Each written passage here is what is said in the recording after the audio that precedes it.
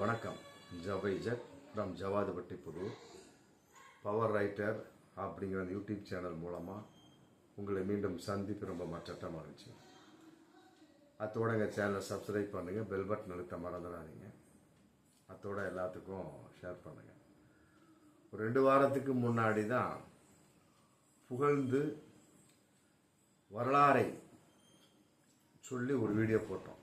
இயக்குனர் இமயம் பாரதி ராஜாவை பற்றி. அது நிறைய பேர் வியூஸு நிறைய பார்த்தாங்க. ரொம்ப மனசு சந்தோஷமாக இருந்தது.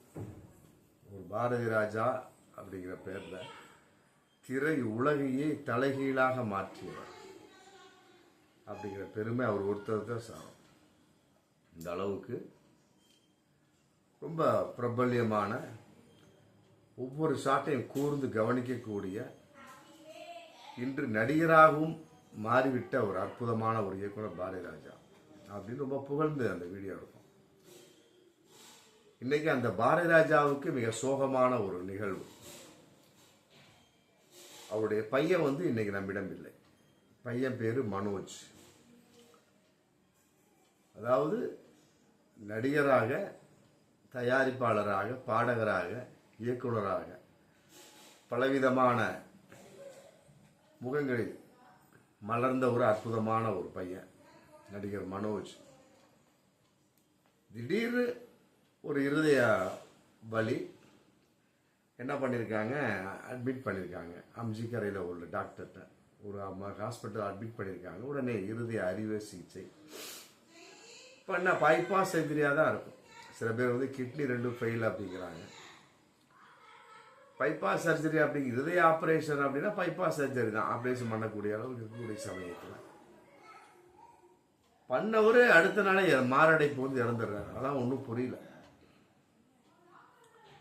கிட்னி ப்ராப்ளம் அப்படின்னு சொல்றாங்க. சில பேர் ஹார்ட் ப்ராப்ளம் அப்படின்னு சொல்றாங்க.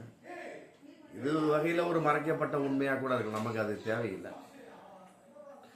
அது அவங்களுடைய குடும்ப கௌரவத்தின் வெளிப்பாடு. பாரதி ராஜாவுடைய குடும்ப கௌரவத்தின் வெளிப்பாடு. ஆனால் ஒரு சோகமான ஒரு நிகழ்வு நடந்து விட்டது அப்படின்னு நினைக்கிறப்ப ரொம்ப மனசு நோகக்கூடிய ஒரு சூழல்.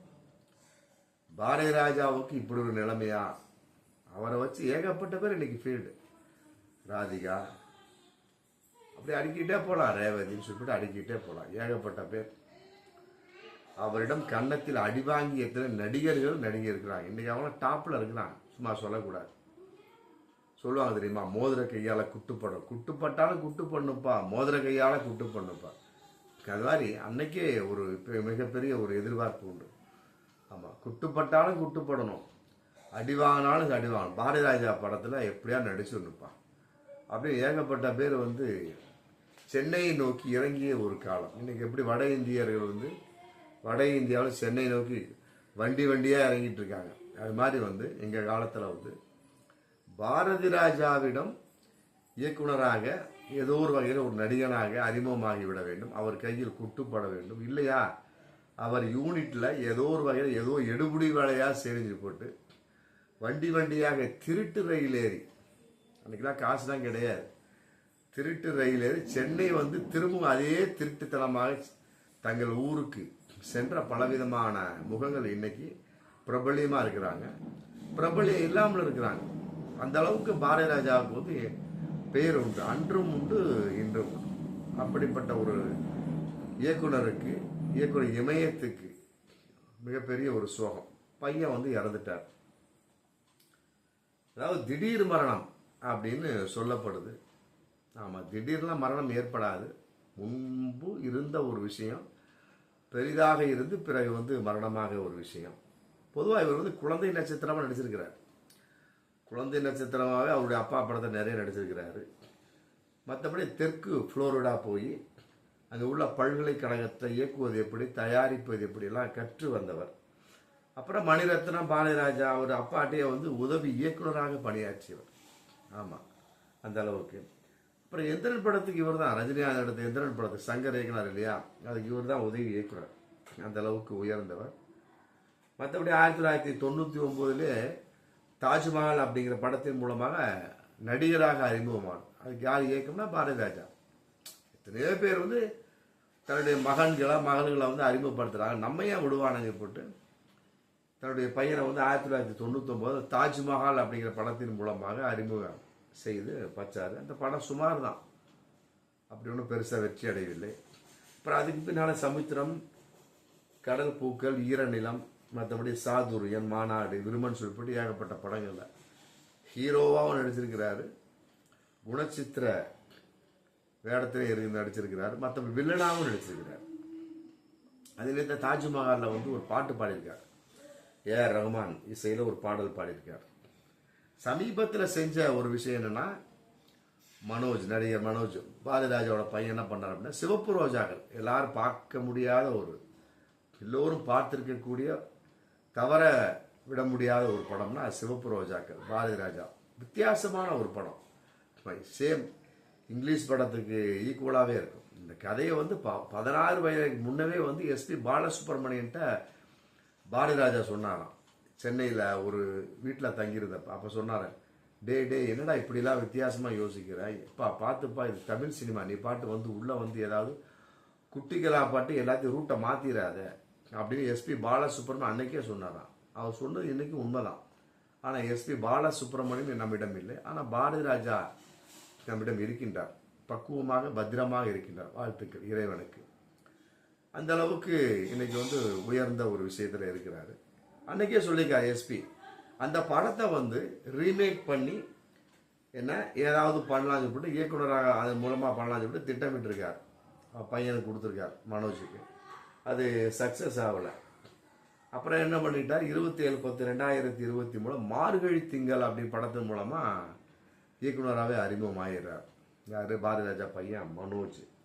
ஆமாம், இவருக்கு வந்து காதலிச்சு திருமணம் பண்ணிடுவார்.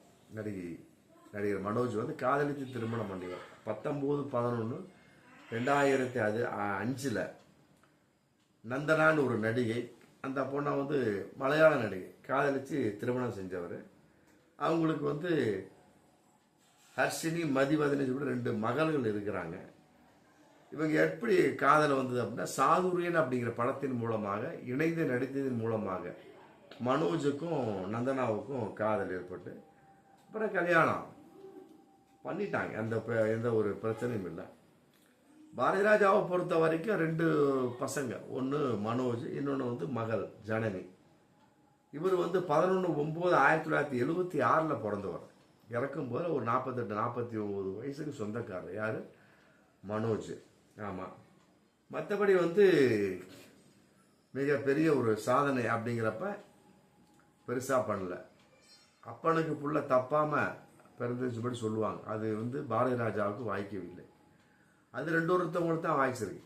சிவகுமார், டி ராஜேந்தர் அப்படின்னு அடுக்கிட்டே போகலாம். சத்யராஜ் கூட தான் பையனை எவ்வளோ கொண்டு வந்தார், முடியல. அது மாதிரி அடுக்கிட்டே போகலாம் தோல்வியும். ஆனால் சக்சஸ் ஆனது மிகப்பெரிய ஒரு பலம் வாய்ந்ததுன்னா சிவகுமார், டி ராஜேந்தர் பசங்க தான். நல்லா அற்புதம். அதே மாதிரி இவரும் பெரிய நடிகராக வர ஆசைப்பட்டார், இயக்குனராக வர ஆசைப்பட்டார். அவர் உள்ள நுழைஞ்ச காலத்திலே வந்திருந்தா கூட எங்கேயோ போயிருக்கலாம். இன்னைக்கு வந்து ஒரு 50-60 படம் வந்து இயக்குனராக வந்திருக்கலாம். ஏன்னா அப்பா தான் ஸ்ட்ராங்காக இருக்கார் இல்லையா, அது ஒன்று போதும். ஆனால் அவர் அந்த அளவுக்கு வரல. ஆமாம், உடல்நலம் காரணமா அல்லது வேற என்ன காரணம்? ஏன்னா ஸ்கிரீன் பிளே, டயலாக்கு, ஸ்டோரிகள் சாதாரணம் கிடையாது. என்னமோ மார்கழி திங்கள்ல இயக்குனர் அறிமுகமாயிட்டாரு, தாஜ்மஹால ஒரு பாட்டை பாடிட்டாரு. மற்ற படங்களில் வந்து குணச்சித்திர நடிகராக இது கதாநாயகனாக வில்லனாக மாறியிருக்கார்.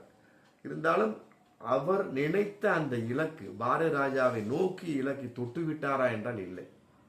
ஆமாம், இருந்தாலும் நம்மிடம் இன்றைக்கு இல்லை. உண்மையிலே வந்து வருத்தத்துக்குரிய ஒரு விஷயம். பாரதிராஜா அவர்களுக்கு இந்த எங்களுடைய பவர் ரைட்டர் யூடியூப் சேனல் மூலமாக ஆழ்ந்த இரங்கலையும் அனுதாபத்தையும் தெரிவித்துக் கொள்கின்றோம். ஆமாம், வரும் காலங்களில் நடிகர் மனோஜ் என்னென்ன பணியை விட்டு சென்றாரோ பாரதிராஜாவால் முடியும். வயசு ரொம்ப அதிகமாக போச்சு. ஆமாம், இன்னைக்கு அதே அந்த மனோபக்குவம், அந்த வேகம் இருக்குது. அதன் அடிப்படையில் வந்து நந்தனாவை கூட உள்ள நுழைக்கலாம், மருமகன் நந்தனா உள்ள நுழைக்கலாம். மற்றபடி பேத்தி 2 பேர் இருக்காங்க, ஹர்ஷினி, மதிவதனி. அவங்க 2 பேர்த்தையும் உள்ள நுழைக்கலாம். எப்படியோ தன்னுடைய ஒரு திட்டத்தின் வெளிப்பாட நடிகர் மனோஜ் மூலமாக பாரதிராஜை வெளிப்படுத்த முடியவில்லை. ஆமாம், அது மிகப்பெரிய ஒரு காலத்தின் கட்டாயமாகிவிட்டது. தன் மருமகள் மூலமாக, பேத்திகளின் மூலமாக, ஆமாம், ஏன் தன் மூலமாக கூட பாரதிராஜா செயல்படுத்த முடியும். அதுதான் பாரதிராஜா இயக்குநர்களின் இமயம் என்பது.